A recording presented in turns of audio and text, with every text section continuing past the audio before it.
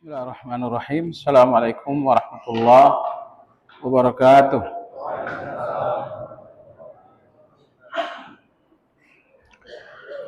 Alhamdulillah hamdan katsiran tayyiban mubarakan fih kama yuhibbu rabbuna tabaraka wa ta'ala wa yarda.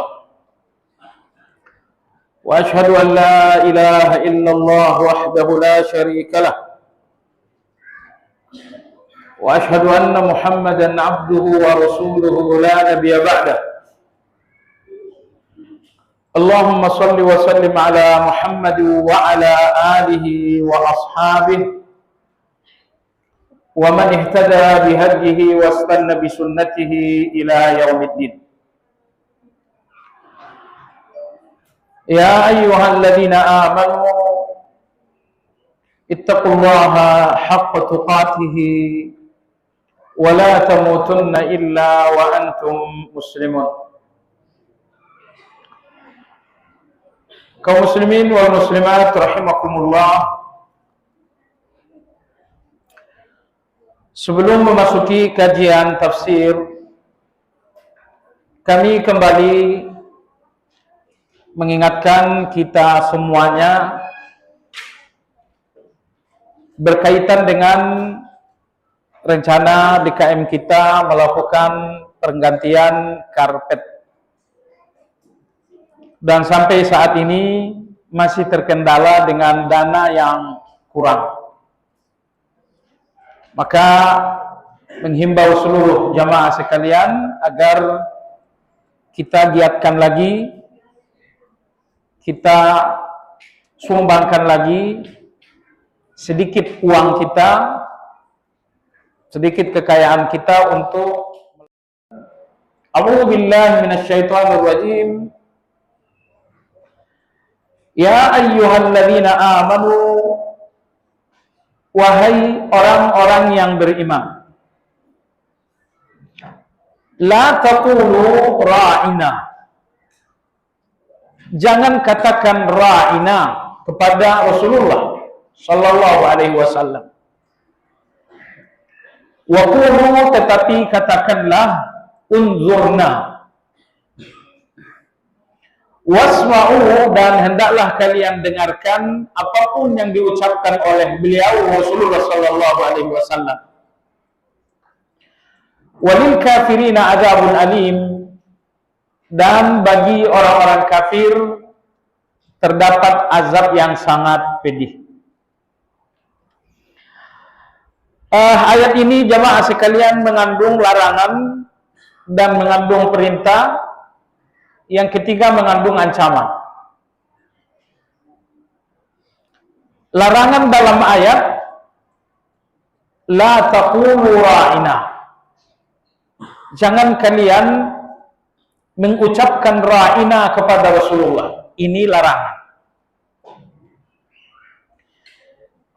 Ketika Allah melarang ucapan ra'ina,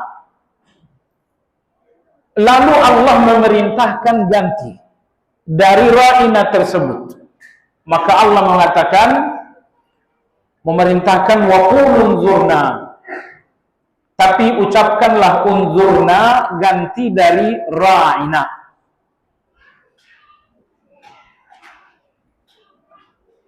Lalu di bagian akhir Allah sampaikan ancaman bagi orang-orang yang masih memanggil atau berbicara kepada Nabi ra'ina. Ancamannya adalah walil kafirina adzabun alim, dan bagi orang-orang kafir terdapat azab yang sangat pedih. Larangan, perintah, ancaman.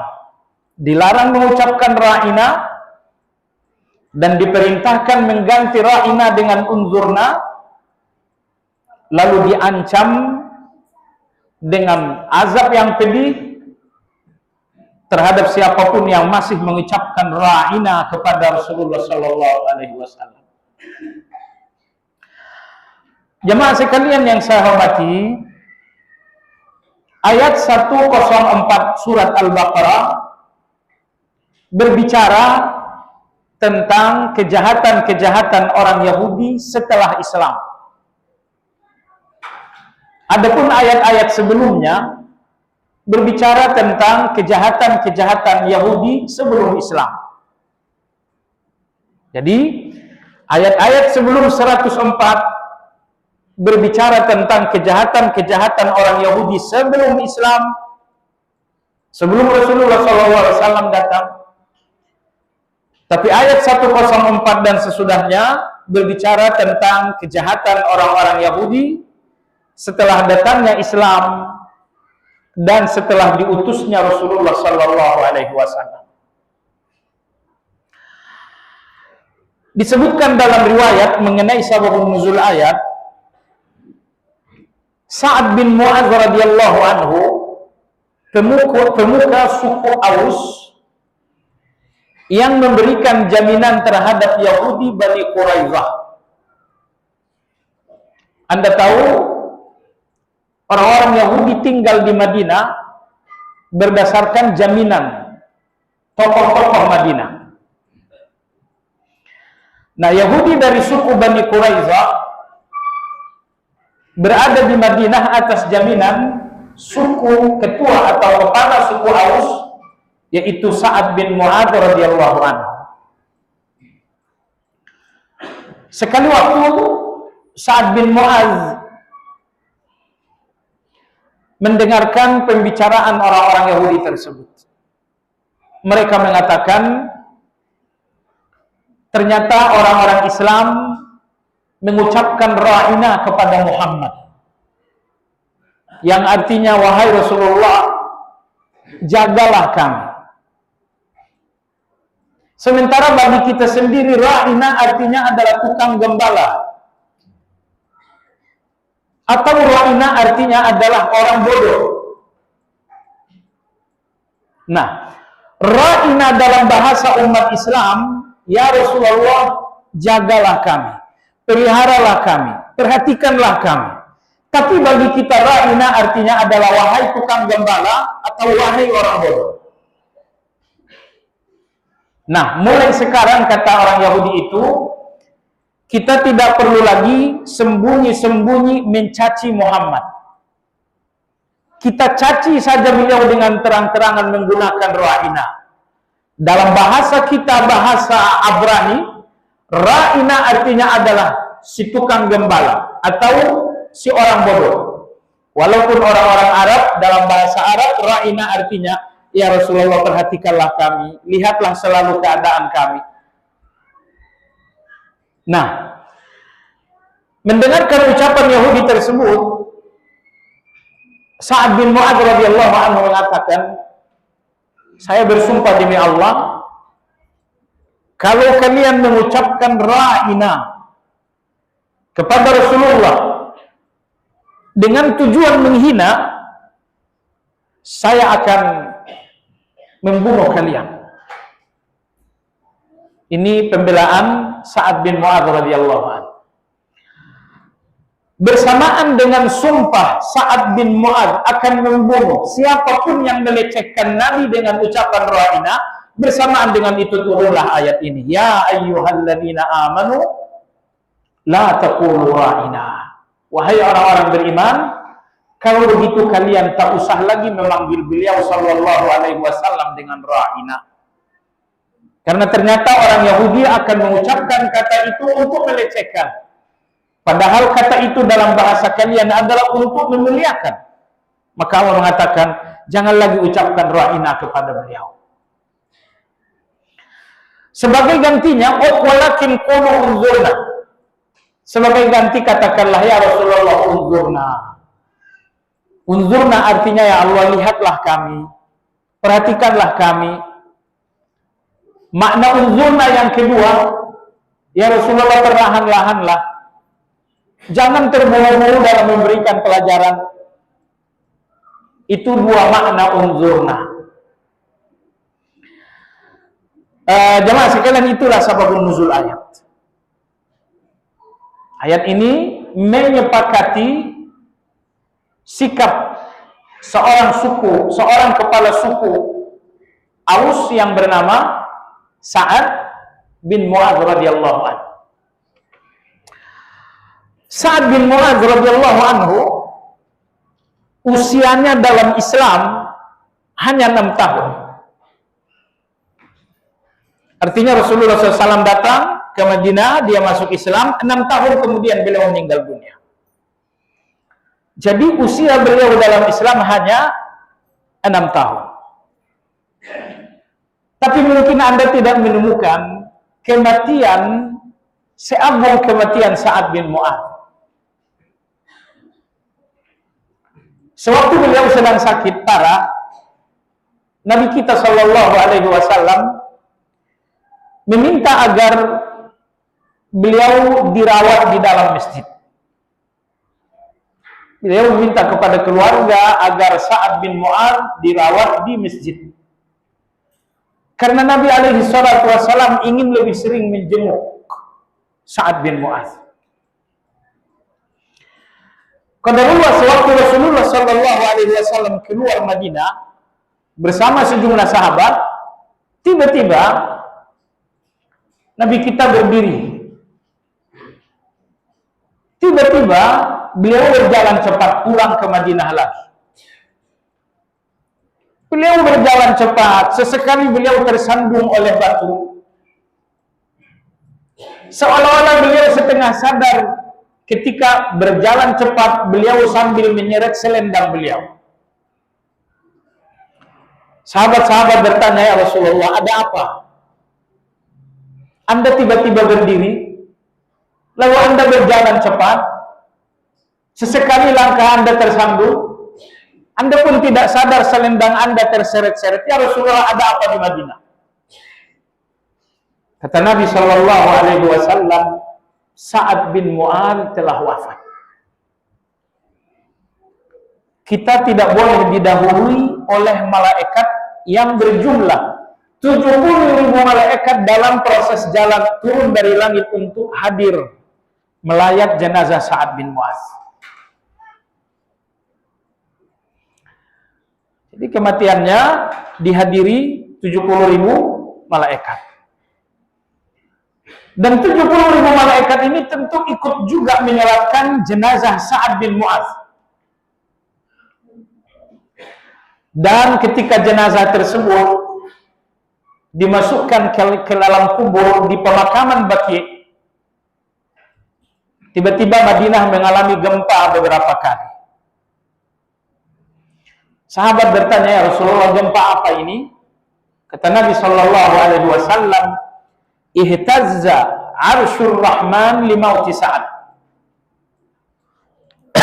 Arsy Allah Subhanahu Wa Taala bergetar atas kematian Sa'ad bin Mu'adz. Selanjutnya Nabi Shallallahu Alaihi Wasallam bersabda, "Lau naja ahadun min dammatil qabr la naja Sa'ad. Laqad dumma dummatan thumma furrija anhu." Seandainya ada orang yang tidak mengalami himpitan kubur, niscaya Sa'ad inilah yang pertama kali tidak mengalami himpitan kubur itu. Akan tetapi saat ini sedang dihimpit oleh kubur dan nanti akan dilonggarkan kembali. Semua cerita tentang Sa'ad, kematiannya dihadiri 70.000 malaikat, jenazahnya dimasukkan ke liang lahat disertai dengan gempa bumi. Lalu Nabi bersabda, gempa bumi ini sesungguhnya karena arsy Allah bergetar atas kematian Sa'ad. Semua cerita ini diriwayatkan oleh Imam Muslim radhiyallahu rahimahullah ta'ala. Jadi maksudnya adalah, coba lihat kematian beliau dilayat dan disalatkan oleh 70.000 malaikat. Terjadi gempa Madinah saat meletakkan jenazah beliau di makam, disebabkan karena arsy Allah tabaraka wa ta'ala bergetar. Ini semua menunjukkan kemuliaan Sa'ad bin Mu'adz, padahal usia beliau dalam Islam hanya 6 tahun saja. Hanya 6 tahun saja. Baik jamaah sekalian yang saya hormati, kita bicarakan saja ayat ini karena pembicaraan tentang Sa'ad bin Mu'adz sangat panjang lebar. Termasuk kenapa dia begitu istimewa, itu jawabannya juga sangat panjang lebar. Baik, kita bicarakan ayat ini saja. ayat 104 surat Al-Baqarah yang saat ini sedang kita bicarakan, ayat pertama dalam Al-Quran diawali ya ayyuhalladzina amanu. Jadi di dalam Al-Quran kata panggil ya ayyuhalladzina amanu berjumlah 88 kali. Berjumlah 88 kali. Yang pertama kali adalah ayat 104 dalam surat Al-Baqarah. Ya ayyuhalladzina amanu la taqulu ra'ina. Ini ayat pertama dari 88 ayat yang diawali dengan ya ayyuhalladzina amanu. Ibnu Mas'ud radhiyallahu anhu berkata, apabila Allah menyebutkan ya ayyuhalladzina amanu, hati-hati. Karena setelah ya ayyuhalladzina amanu hanya ada satu dari dua kemungkinan. Kemungkinan pertama adalah perintah, kemungkinan yang kedua adalah larangan. Jadi Allah tidak pernah bercerita diawali dengan ya ayyuhalladzina amanu. Allah pun tidak pernah menyebutkan perbandingan diawali dengan ya ayyuhalladzina amanu. Maka ya ayyuhalladzina amanu dalam Al-Quran hanya untuk menyampaikan perintah atau hanya untuk menyampaikan larangan. Ya ayyuhalladzina amanu bersamaan dengan perintah, misalnya Allah berfirman ya ayyuhalladzina amanu kutiba alaikumussyam. Adapun ya ayyuhalladzina amanu hubungannya dengan larangan ayat ini 104 surat Al-Baqarah. Ya ayyuhalladzina amanu la taqulu ra'ina. Jemaah sekalian yang saya hormati, ini keagungan bagi umat ini, karena di dalam Taurat Allah tidak pernah memanggil mereka ya ayyuhalladzina amanu. Allah hanya memanggil mereka ya ayyuhal masakin, wahai orang-orang miskin. Itu panggilan Allah untuk orang-orang yang bertakwa dari kalangan ahli kitab. Allah enggak memanggil mereka orang beriman, tapi Allah mengatakan wahai orang-orang miskin. Imam Ar-Razi rahimahullah beliau menyebutkan dua keagungan di balik panggilan ya ayyuhalladzina amanu. Keagungan yang pertama, amanu berhubungan dengan kata amal. Amanu berhubungan dengan amal. Dalam hadis Nabi sallallahu alaihi wasallam bersabda, al-mu'minu man aminahu nas fi malihi wa irdihi. Seorang mukmin, seorang yang beriman, ketika orang lain aman dari ucapannya, ketika orang lain aman, nyawa, harta kehormatan dari ucapan dan dari perilakunya. Jadi iman adalah aman. Orang yang beriman rasa aman bagi orang lain. Ucapan Anda aman bagi orang lain. Perbuatan Anda aman bagi orang lain. Al-mu'minu man aminahun nas fi nafsihi wa malihi. Seorang mukmin adalah ketika orang lain aman dari gangguannya terhadap harta dan terhadap nyawa. Nah, maka Allah Azza wa Jalla memanggil Anda semua dengan amanu, yang akar katanya adalah aman, karena orang-orang yang telah amanu akan aman di akhirat dari azab. Sekali lagi, amanu satu kata dengan aman. Karena orang-orang yang di dunia amanu beriman, maka mereka di akhirat akan aman dari azab Allah Subhanahu wa taala. Yang kedua kata Imam Ar-Razi rahimahullah taala, amanu orang-orang beriman adalah panggilan terbaik dari Allah untuk manusia. Panggilan terbaik untuk Anda bukan nama Anda, bukan pula suku dan bangsa Anda, Tapi panggilan terbaik untuk Anda bahwa Anda adalah orang-orang beriman. Jadi, kita memiliki lapisan-lapisan kepribadian. Nama saya adalah kepribadian saya, marga, suku, negara saya, semuanya adalah kepribadian saya. Tapi dari seluruh lapisan-lapisan kepribadian yang paling mulia dan menjadi sebab surga, hanya satu lapisan kepribadian, bahwa saya seorang yang beriman, bahwa saya seorang muslim. Hanya itu lapisan kepribadian Anda yang paling mulia. Karena itu lapisan kepribadian yang menjadi sebab Anda ke surga esok hari.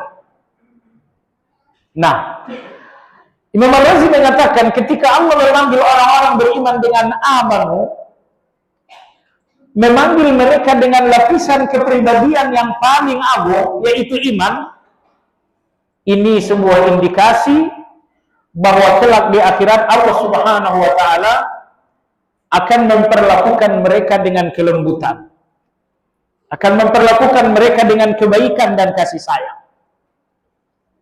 Karena Allah panggil Anda dengan panggilan yang paling mulia, dan nanti di akhirat Allah akan memperlakukan Anda dengan perlakuan yang lembut, perlakuan yang penuh kasih sayang. Subhanallahil azim, kita berdoa demikian adanya, bahwa semoga kita benar-benar ada dalam panggilan ya ayyuhalladzina amanu, karena panggilan ini satu indikasi bahwa nanti di akhirat Allah akan memperlakukan Anda dengan kelembutannya, dengan kasih sayangnya, dan dengan segala kebaikannya. Jemaah sekalian, masih tentang ya ayyuhalladzina amanu.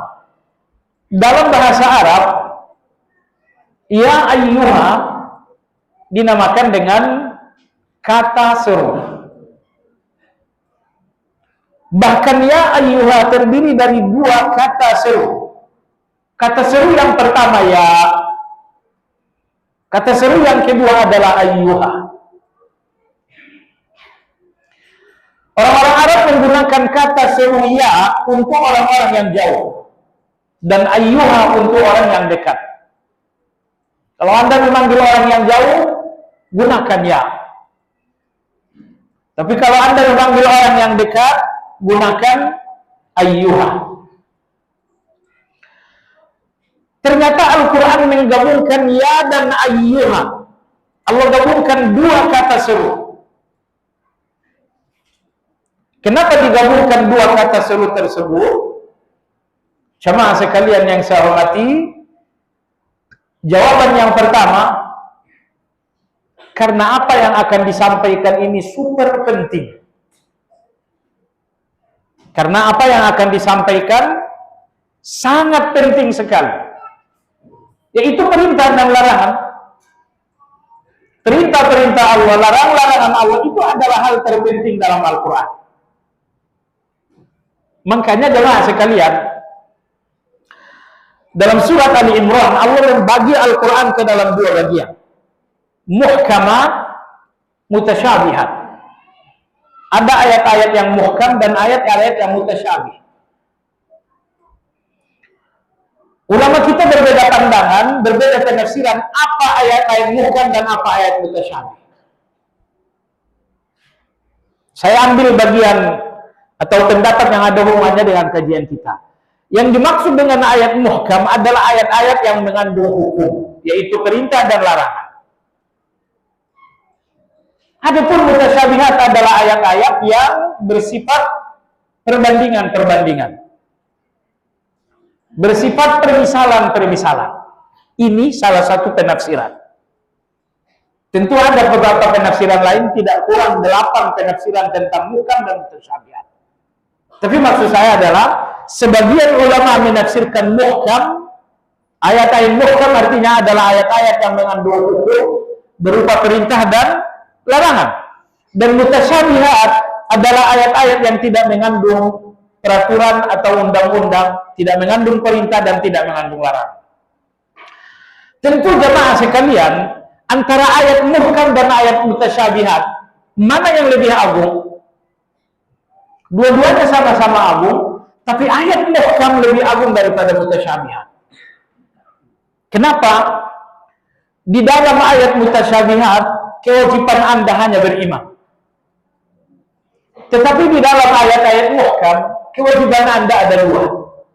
Pertama beriman, dan yang kedua taat. Kalau dalam ayat mutasyabihat tidak ada keharusan taat. Karena tidak ada perintah dan tidak ada larangan. Hubungan Anda dengan ayat mutasyabihat hanya hubungan iman saja. Adapun ayat-ayat muhkam, hubungan Anda dengan ayat-ayat muhkam ada dua. Hubungan pertama beriman, hubungan yang kedua adalah taat. Nah, karena hubungan dengan ayat muhkam lebih tinggi daripada ayat mutasyabih, maka saya katakan tadi, muhkam lebih agung daripada mutasyabih. Lebih agung dalam hubungannya dengan kewajiban Anda. Tentu kalau muhkam dan mutasyabih dihubungkan dengan Allah tidak beda. Karena mutasyabihat adalah kalamullah, muhkam juga kalamullah. Tapi ketika muhkam dan mutasyabih dihubungkan dengan Anda, ternyata muhkam lebih tinggi daripada mutasyabih. Karena di dalam muhkam ada dua kewajiban, dan di dalam mutasyabih hanya ada satu kewajiban saja. Baiklah, jadi penggabungan ya dan ayyuha menunjukkan bahwa apa yang disampaikan sangat-sangat penting. Karena yang akan disampaikan adalah muhkam, yaitu perintah dan larangan. Baik, maka digabungkanlah ya dan ayyuha.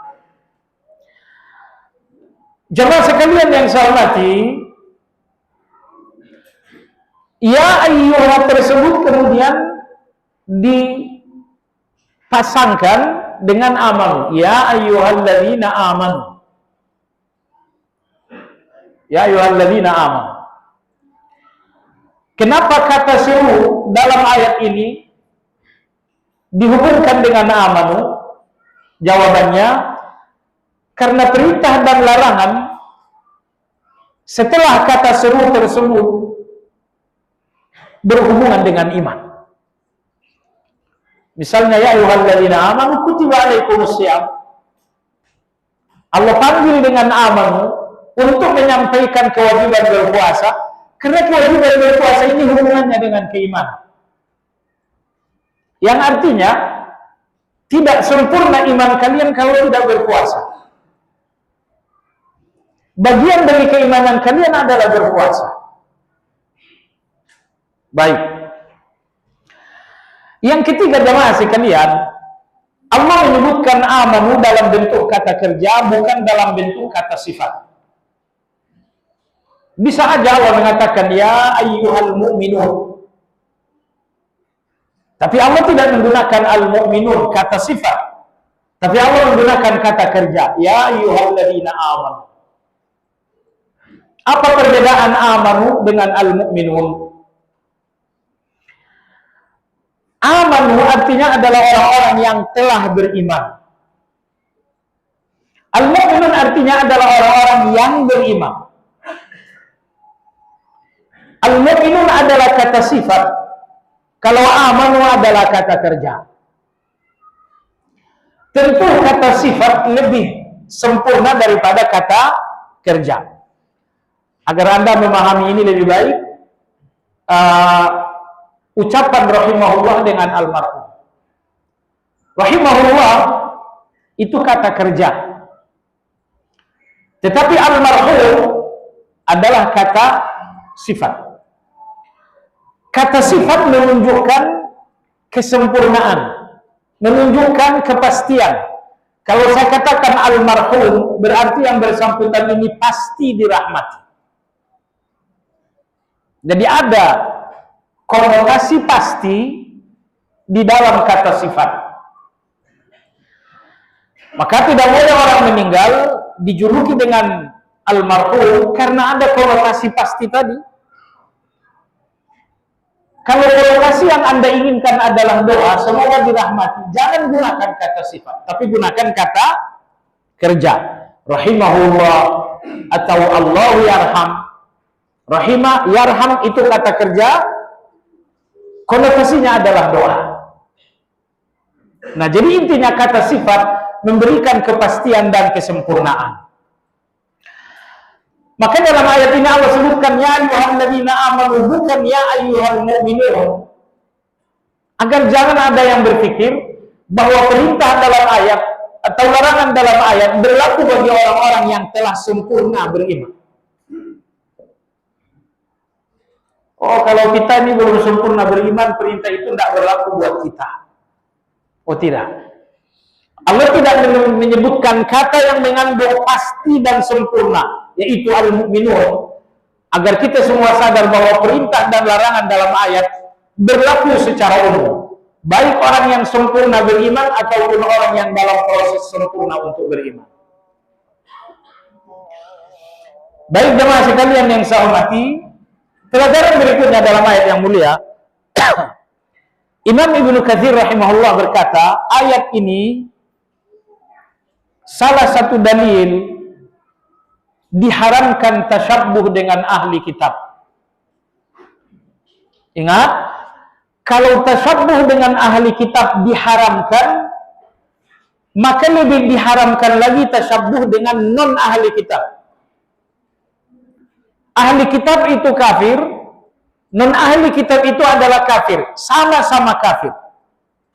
Tapi kekufuran ahli kitab lebih ringan dibanding kekufuran non ahli kitab. Jadi kalau kita diharamkan tasyabbuh dengan ahli kitab, maka lebih diharamkan lagi tasyabbuh dengan non ahli kitab. Ibnu Katsir rahimahullah berkata, perhatikan dalam ayat ini, ketika orang-orang Yahudi mengucapkan ra'ina, maka Allah memerintahkan kaum mukminin menggunakan kalimat yang lain. Maka Allah katakan, hei orang-orang beriman, jangan lagi ucapkan ra'ina. Itu ucapan orang-orang Yahudi. Tetapi ucapkanlah unzurna. Nah, jadi beliau mengatakan, ayat ini menjadi dasar hukum diharamkan tasyabbuh dengan ahli kitab. Syekhul Islam Ibn Taimiyah rahimahullah punya buku yang sangat bagus dan panjang lebar, mengupas tuntas tentang keharaman tasyabbuh dengan ahli kitab. Kenapa dilarang dan apa saja efeknya kalau kita masih tasyabbuh dengan ahli kitab. Beliau menulis buku yang berjudul Iqtida As-Siratul Mustaqim fi Mukhalafati Ashabil Jahim. Buku tersebut terdiri dari 2 jilid.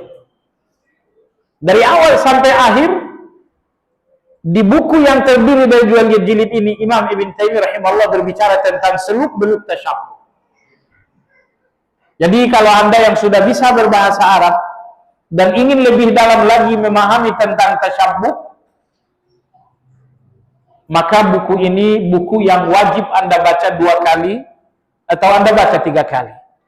Karena kalau baca 1 kali Anda baru paham mungkin sekitar 40%. Ya, karena butuh pendalaman khusus. Di antara hikmah kenapa tidak boleh tasyabbuh, Syekhul Islam Ibn Taimiyah rahimahullah ta'ala, at-tasyabbuh bil zahir yurithu at-tasyabbuh bil batin. Ini analisa yang sangat bagus. Beliau mengatakan, kalau kita sudah menyamai lahiriah orang lain, perlahan-lahan kita akan terseret menyamai batiniah mereka. Ini orang kafir, ada lahiriahnya, ada batiniahnya. Batiniah orang kafir adalah kekufuran, dan lahiriah mereka mungkin cara makan, cara berpakaian, dan lain-lain. Kata Syekhul Islam Ibn Taimiyah, kalau kita sudah mengikuti lahiriah mereka, maka perlahan-lahan kita akan mudah mengikuti batiniah mereka. Makanya murtadisasi, kafirisasi, itu berawal dari tasyabbuh zahir. Bagaimana umat ini bisa menyamai agama lain secara lahiriah? Kalau umat ini sudah mudah melakukan tasyabbuh, menyamai agama lain secara lahiriah, maka umat ini akan gampang diseret menyamai agama lain secara batinnya. Maka tidak heran jemaah sekalian kalau dulu-dulu kalau kemudian terjadi tasyabbuh zahir di tengah-tengah kita, lalu kemarin kita lihat ada orang-orang berjilbab ikut acara Natalan di gereja. Ada apa ini? Jawabannya ini hanya proses. Karena awalnya mengikuti orang kafir dalam hal-hal yang lahirnya, nah sekarang telah masuk pada tahap yang lebih serius, yaitu mengikuti orang-orang kafir dalam hal-hal yang batinnya. Subhanallahil azim, pemain bola. Kita nggak sebut namanya, karena walau saat ini dia kafir, sepanjang dia hidup ada kemungkinan dia menjadi muslim. Anda hobi bola, dan Anda mencintai seorang pemain bola karena kakinya. Betul tidak? Di dalam hatinya ada kebenci, ada kekufuran. Kadang-kadang sebagian orang lupa bahwa pada diri pemain bola ini terdapat dua sisi yang kontradiktif. Kakinya Anda suka, tapi hatinya tentu Anda pasti benci. Anda benci nggak dengan kekufuran? Oke.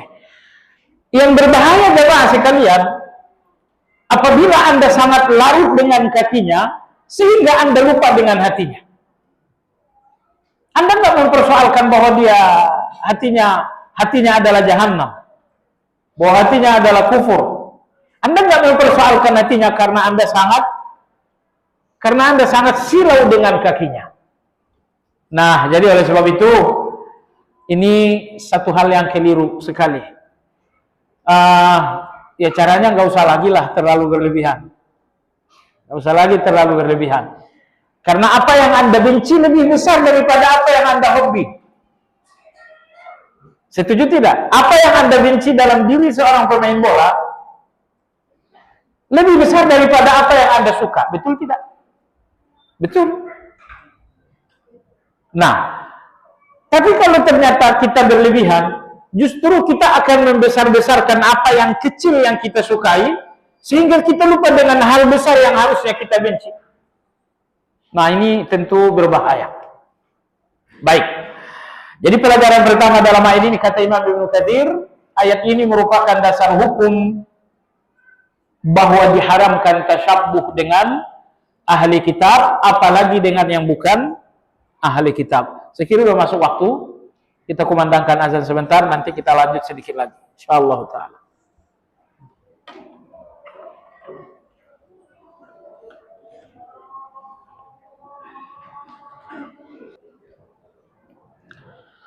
Ya, pelajaran berikutnya dalam ayat yang mulia, kewajiban menghormati dan mengagungkan Rasulullah Sallallahu Alaihi Wasallam.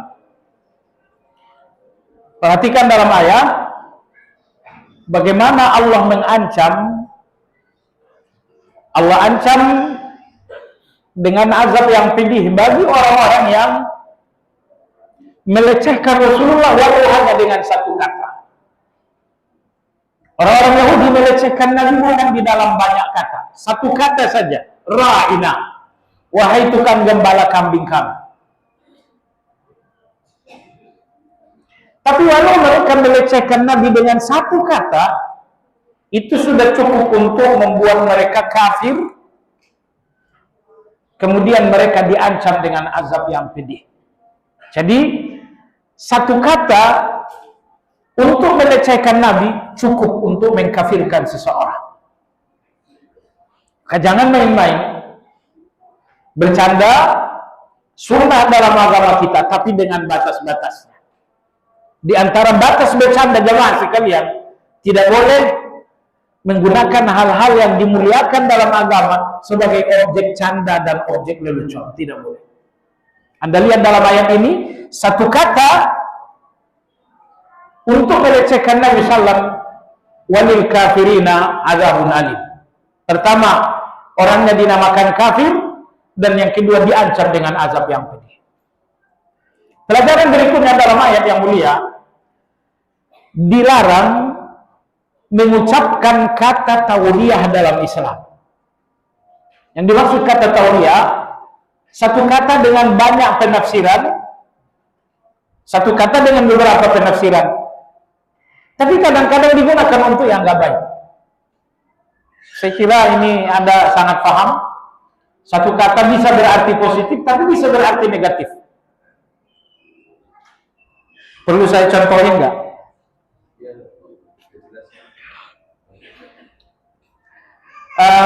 Apa contohnya ya? Nggak enak juga ngomong sebenarnya. Hah?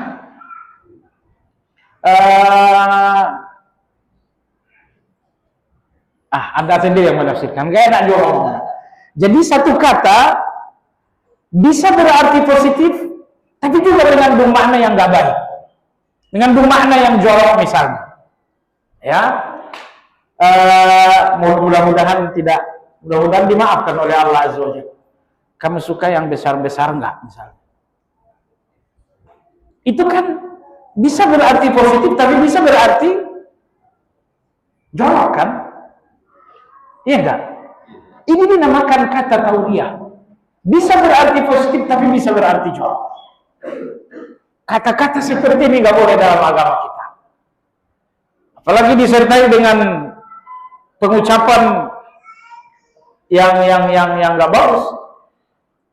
Karena dalam masyarakat kita terbiasa banget dengan kata-kata seperti ini.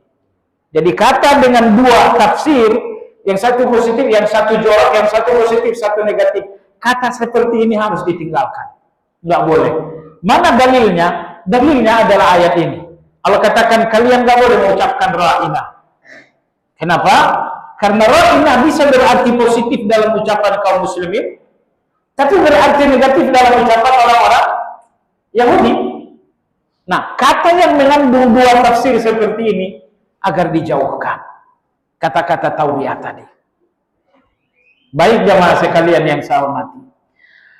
Kemudian di antara pelajaran berikutnya dalam ayat yang mulia, Syekh Sa'di rahimahullah beliau mengatakan dalam ayat ini dilarang yang boleh karena menjadi pintu untuk yang tidak boleh. Ra'ina artinya dalam bahasa Arab, ya Rasulullah perhatikanlah kami. Itu kan sangat bagus. Gitu. Tapi ternyata apabila ini tetap dilakukan oleh kaum muslimin, akan menjadi kesempatan bagi orang Yahudi untuk memanfaatkannya untuk tujuan yang buruk. Maka kata atau sesuatu yang aslinya boleh, tapi menjadi pintu orang lain untuk hal-hal yang tidak dibenarkan, hal seperti ini nggak boleh jemaah sekalian. Maka berpikirlah tentang sesuatu yang boleh. Apakah ini akan menjadi pintu bagi orang lain untuk yang tidak boleh, lalu tinggalkan.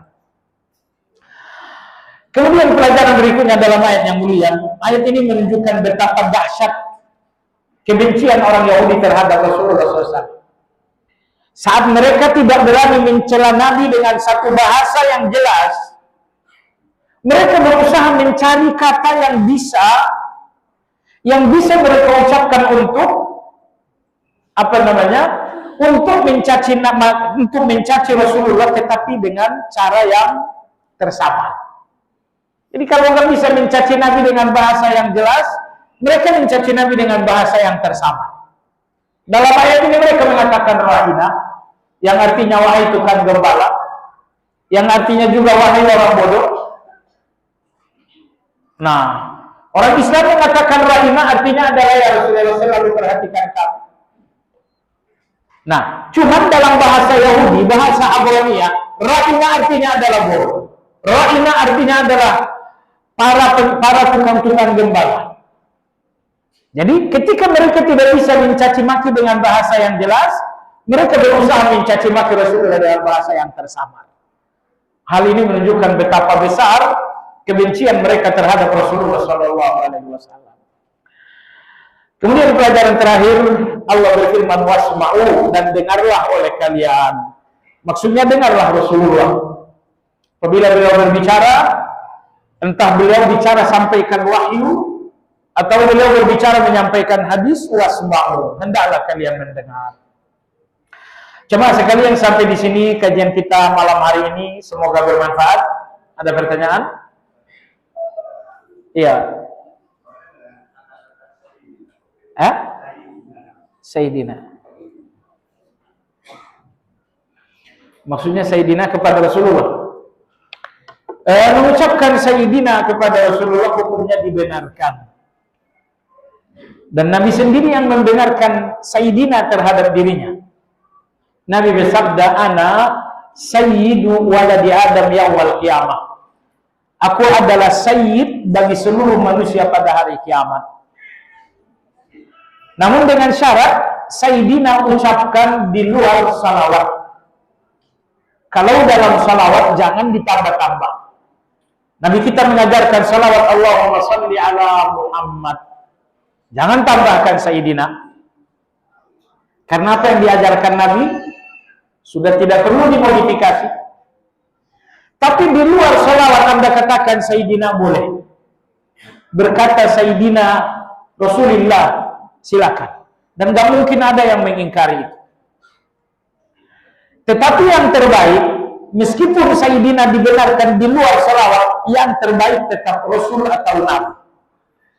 Karena makna Rasul, makna Nabi lebih tinggi daripada makna Sayyid. Saya bisa menjadi Sayyid, Anda bisa menjadi Sayyid. Karena Sayyid itu artinya adalah tokoh. Tokoh yang menjadi sandaran banyak orang, tokoh yang menjadi tempat menjadi tumpuan orang banyak, itu dinamakan Sayyid. Di dalam rumah tangga yang menjadi tumpuan adalah kepala keluarga. Maka kepala keluarga dinamakan Sayyidu Ahlil Bait. Indonesia yang menjadi tumpuan kita adalah Bapak Presiden. Maka Presiden dinamakan Sayyidu Ahli Indonesia. Setiap orang yang menjadi sandaran kita, tumpuan kita, harapan kita, orang seperti dinamakan Sayyidina. Maka Sayyid atau Sayyidina itu umum. Anda bisa jadi Sayyid, saya bisa jadi Sayyid, Rasulullah SAW bisa menjadi Sayyid. Tetapi Rasul dan Nabi ini eksklusif. Hanya Nabi saja, nggak mungkin yang lain. Jadi dengan demikian, pengucapan Sayyidina terdiri dari 3 level. Level pertama mengucapkan Sayyidina terlarang apabila dimasukkan dalam salawat. Level yang kedua, mengucapkan Sayyidina dibolehkan di luar salawat. Level yang ketiga, namun yang terbaik adalah menggunakan Rasul dan Nabi kepada Nabi, tidak menggunakan Sayyidina. Itu yang terbaik. Agar karena Rasul dan Nabi maknanya lebih tinggi daripada Sayyid. Makanya Anda lihat sahabat-sahabat saat meriwayatkan hadis, tidak ada sahabat mengatakan sami'tu Sayyidina Muhammad. Tidak ada sahabat mengatakan anna Sayyidana Muhammad qala. Semua sahabat mengatakan sami'tu Rasulullah atau sami'tu Nabiyya sallallahu alaihi wasallam. Betul, sesekali ada yang mengatakan Sayyid, tapi itu enggak populer. Yang populer, yang lebih sering, sahabat-sahabat, secara khusus sahabat-sahabat yang senior, mereka memanggil Nabi dengan Rasul atau Nabi. Wallahu ta'ala alam. Demikian kajian kita, semoga bermanfaat. Kita sudahi dengan zikir kafaratul majlis. Subhanakallahumma. Assalamualaikum warahmatullahi wabarakatuh.